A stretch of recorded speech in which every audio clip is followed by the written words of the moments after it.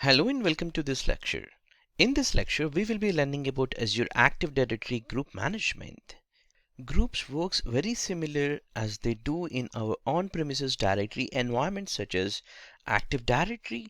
These groups were populated with user accounts, and then these groups could be granted access for our data or maybe for our applications. So in Microsoft Azure Active Directory, groups can be created mostly two different types. One would be the static group, other one would be the dynamic group. But these two are security groups. The first one and the last one. And the middle one is the Office 365 specific groups.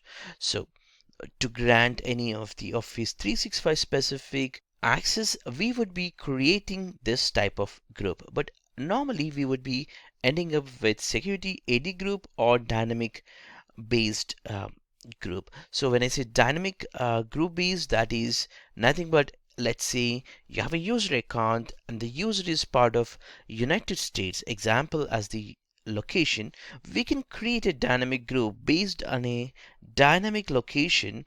That's the if a user is tagged with United States, automatically that user will be part of that dynamic group. So you no need to add that specific user manually or statically. So this static group is very similar to our on-premises groups where we normally add manually the user account to this group.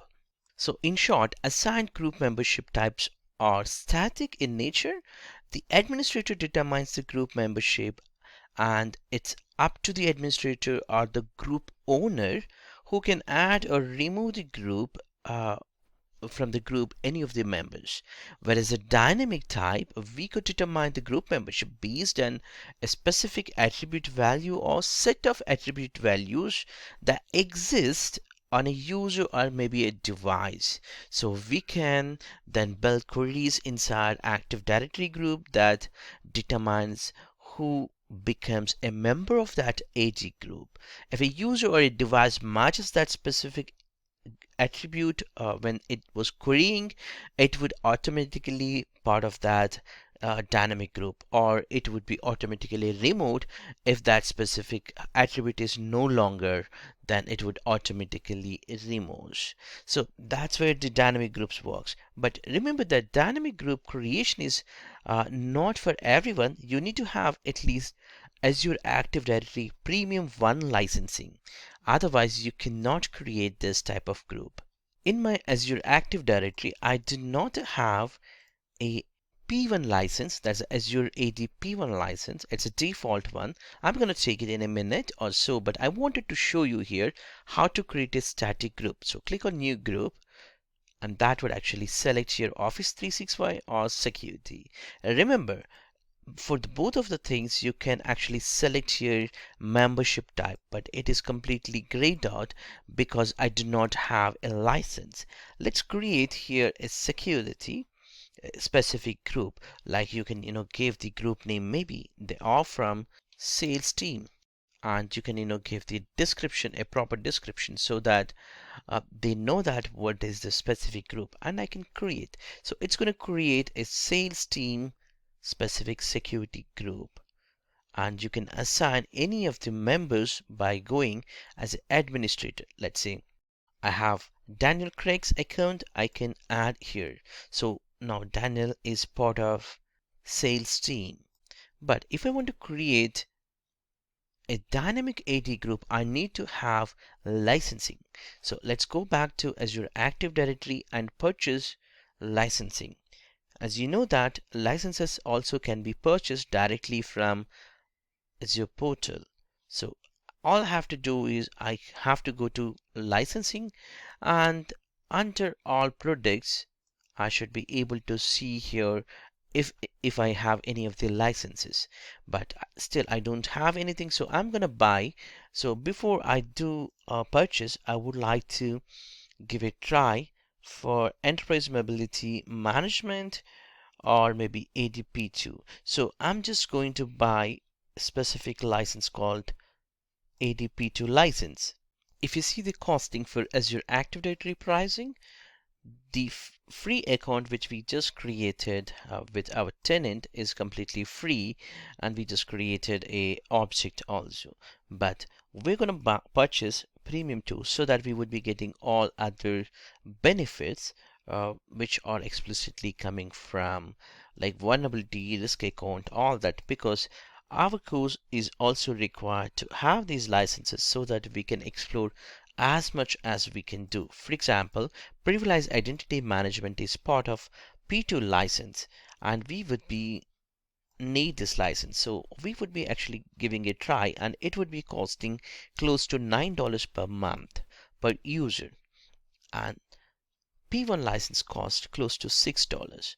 And Office 365 would give you the licenses automatically for E1 and E3 and E5 and F1. So let's jump into Active Directory and give a try for P2 license. Since I also get P2 in EMS, I also get other benefits. I would be going with this activating. In fact, I did already activated this in the past, so I don't want to go for another trial. So I wanted to give a try for EMS. If you see here, it has completed successfully, and in a minute or so, it would actually come up here. I need to wait for 5 to 10 minutes to properly allocate the licenses that are provisioned in my Azure AD tenant. If you see here, the licenses are already provisioned, and if you're trying to purchase, you can click on here to purchase in case if you don't have the trial. But in my case, I have the trial option. But if you see here, I have activated in the past a P2 license, so I cannot reactivate. Instead, I need to go and purchase. So what I've done is P2 is already covered under EMS license, so I activated EMS license here. Unless I purchase, it's not going to affect for me.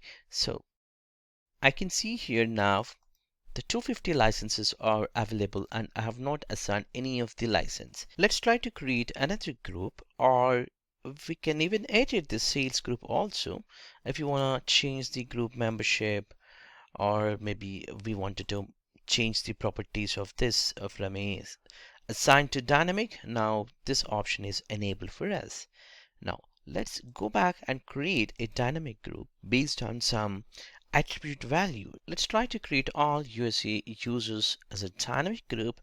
So if you see here the membership type, so you want to go for a dynamic user based or device based. So when we talk about a device means if a machine is, for example, Windows 10 devices registered with Azure AD, it will be visible under your directory. Let me show you here. Devices, you would be able to see here the required devices. Let's say if your iPad is already enrolled in your EMS or mobile device management, it will show you here. Your mobile devices will show you here. Your all Windows 10 machines and Mac machines will be showing up here under devices. So we can query and we can create a type of query.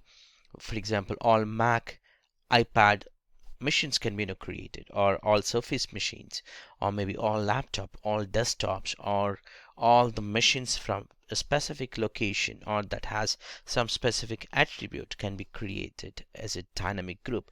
So now I would be creating here as a dynamic user specific, and here I need to build a query tool. So this is a query tool. This would actually build a query for us. So let's say if my uh, location of that specific user belongs to country, if this property I'm defining like country belongs to operator equals, or maybe you can apply here a lot of other options like not match or matching, all that, but I'm just applying equals to United States. So in case if a user belongs to United States as a value as a country, that automatically becomes as the query for us. So you see here, this has been already built. Now when I click on here, user dot country equals to United States. So if I save here, and that would actually create the in the backend the query, and click on create, this time it actually creates the AD group. That's a dynamic. If you see here, type is dynamic. If you just click on this AD group, which we just created as a dynamic, if you see here, two user accounts are populated. Remember this. Straightforward, or it took for me to show this user accounts after 3 to 4 minutes. So it's not direct, immediate. So if I just go to the members, I could see here two different user accounts are automatically added based on the dynamic membership. If I just go to the dynamic of these groups, you see here the country or a region of that correct account properties or the profile properties. You see here country is specified as United States. That's the reason Craig is part of this. Similarly, you should be able to see for Williams, David Williams. Country and region is part of United States. And similarly, you can create with multiple attribute values that are part of your AD user attributes, for example, contact info or job title or any other values. Also, you can include based on that, it can be created as a dynamic. Similarly, you can also create a new group for devices. Let's say I can choose here display name starts with maybe, for example, starts with USA. So if a device all are joined in Azure AD or maybe on your on-premises later point it got synced, such information can be directly pulled up. And you see here is matching all that options you have. So whatever the attributes you have, you can take them based on the properties and you can create similar dynamic group membership even for the devices. So I can see here all devices. So far we tried to create a user accounts. In the previous lecture we talked about static groups like sales team, and we also worked with the dynamic groups, one for the users, other one for the devices. Now the last one would be the working with the Office 365 specific group. So in this exam, this is not specific, but it's more about the email. Mostly this group will be used or will be created with the portal.office.com by going there, because the Exchange admins will work on this type of the group. And this group is not scoped much in our learning as part of AZ500 exam. So I will be ignoring, but the major difference would be you can set the email for that specific group. That's the advantage for the group. Other than that, everything remains same, like including your dynamic or static group membership assignment. There are a few other important points that needs to be talked within the Azure Active Directory groups creation. The first point is you can add for a security group another security group. That means, for example, all Redmond users can be part of all United States users group. Similarly, California users can be part of United States group. But there are few limitations when you add this kind of in a group within one more group, that's called nested groups. So there are few rules that limit the ability of nested groups. So when we take a look of these rules, you need to follow that. You cannot add a groups to groups that has been synchronizing from your on-premises.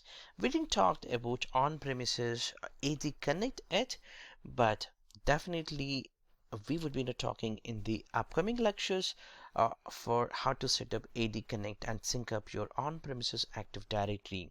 So for now, you cannot add any of those groups as a nested group for your from which are coming from your on-premises Active Directory environment.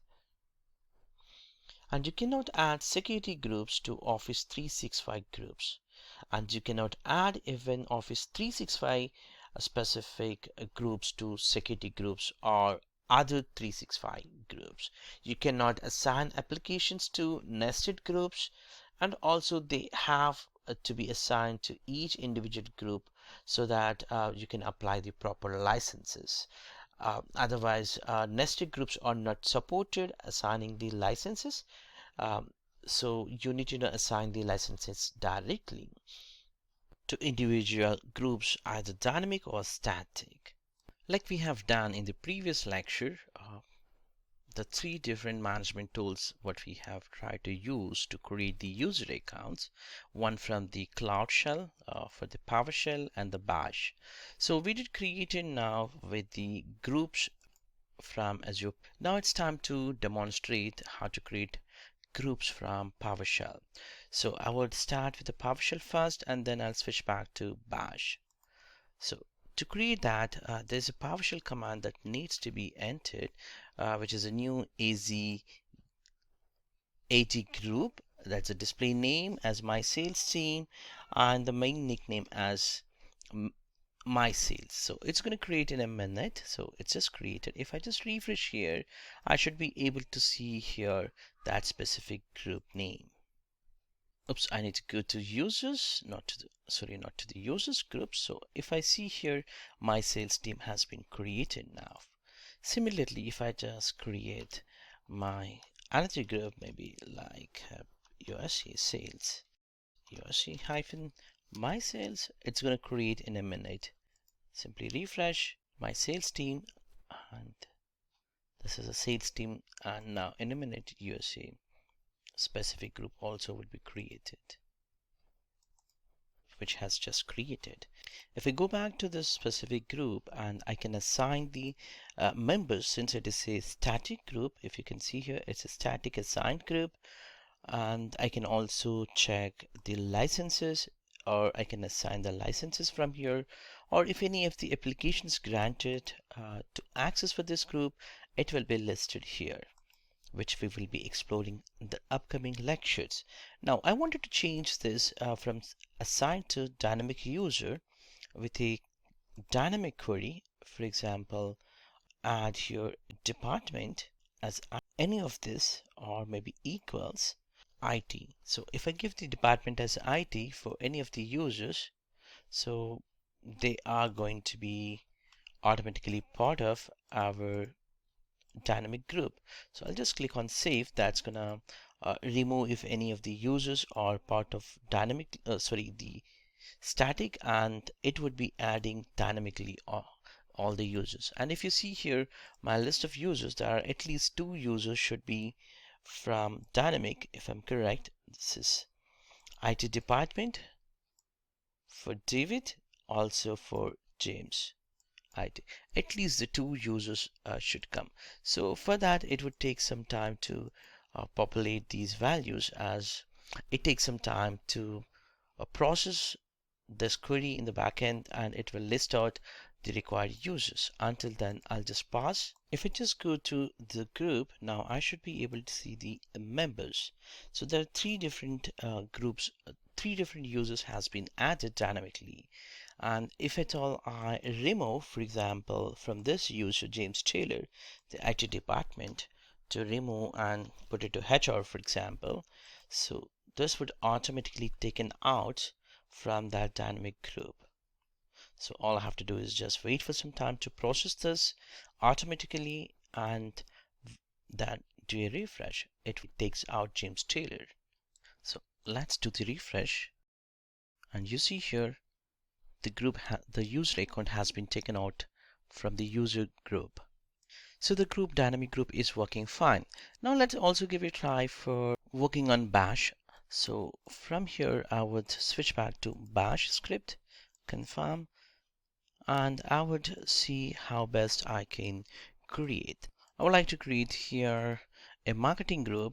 So I framed already syntax. The syntax is easy for Azure AD group create with a display name called USA Marketing, and mail nickname is the USA Marketing. So if I just go back here and see my all users, all groups in this case, so there's nothing called USA Marketing, which I'm going to create now in a minute. So hit enter. That would actually create a group called USA Marketing. So if I do a quick refresh, it will come in a minute or so. Now if I refresh, the group should be there. So now the group is created called USA Marketing.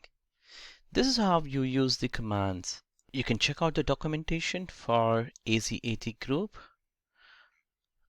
from here for the creation and also for deletion, and other parameters or other commands can be learned from this web link. Also for the PowerShell, I did add it, so you can use these mechanism or the command syntaxes for creation. You can check out more help from this web link. To summarize this lecture, we did created Azure AD groups, static and dynamic, and also Office 365 group types. And also there are nested groups, which a group can be part of different multiple groups that we didn't talk, but I can talk now.